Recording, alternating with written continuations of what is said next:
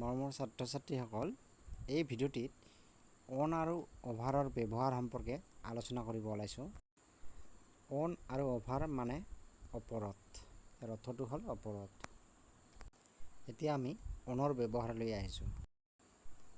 লাগি থকা বুজালে, মানে কোনো এটা বস্তু যেতিয়া ওপৰত থাকে আৰু যদি লাগি থাকে ক'ৰবাৰ ওপৰত, তেতিয়া অন বহিব। For example, the book is on the table. কিতাপখন টেবুলৰ ওপৰত আছে, মানে কিতাপখন টেবুলত লাগি আছে, তেনেকুৱা অৰ্থত অন বহে। দি বল ইজ অন দ্য ৰুফ। বলটো ছালৰ ওপৰত আছে, মানে ছালত লাগি আছে।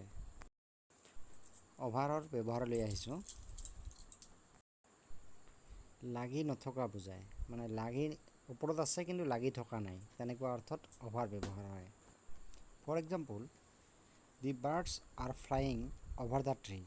চৰাইবোৰে গছৰ ওপৰত উৰি আছে।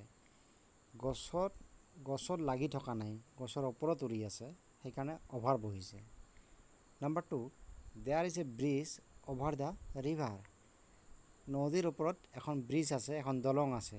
দলংখন নদীত লাগি থকা নাই, নদীৰ ওপৰত আছে।